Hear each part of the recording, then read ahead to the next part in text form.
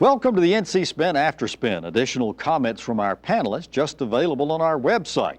We want to ask our panelists, what do you wish you had said on last week's show but didn't? We'll start with John Hood.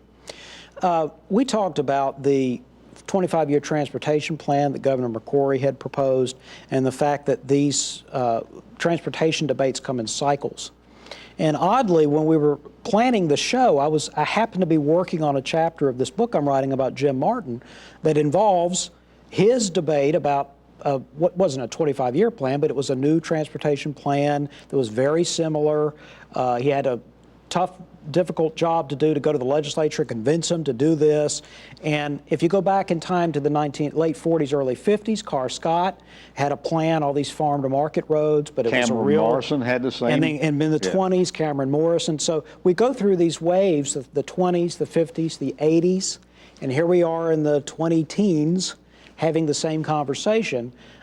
Each time the payoff gets a little bit smaller, because when you first build your road system in the 20s, that's a gigantic payoff. In the 50s, it's a pretty good payoff. In the 80s, it's an okay payoff. At this point, we ought not to oversell. It's got to be done, but we shouldn't oversell the economic payoff.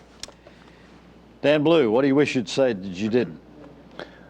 As much as we've spoken about the 25-year transportation plan, I kind of agree with what John has said, which is that sometimes I wish we could focus on bigger targets. I wish we'd talk about broadband, for example, across the state, and access to technology.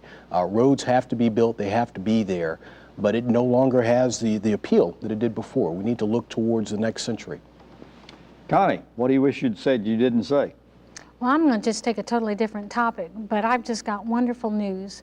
I serve on the Soldiers and Airmen Fund for the National Guard, and the Kangaroo convenience stores and Handy Hugo have raised several $100,000 over the last few years, and they've made a tremendous difference in the life of our National Guard men and women who are having financial trouble. So I just want to give them a shout out.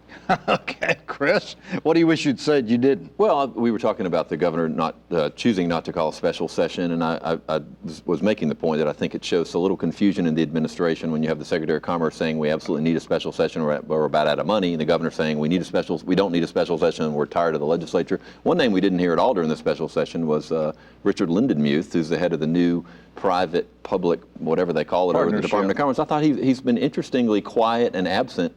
I don't know if he's still organizing or what he's doing, but here's a guy who's in charge of this new, apparently innovative approach to recruit jobs in North Carolina. I don't think I've seen his name mentioned in public since he got the job. And at a time when we're talking about jobs and economic development and what should we do, I thought he would be more visible. Interesting. Well, thanks for watching the After Spin. More video all during the week on ncspin.com.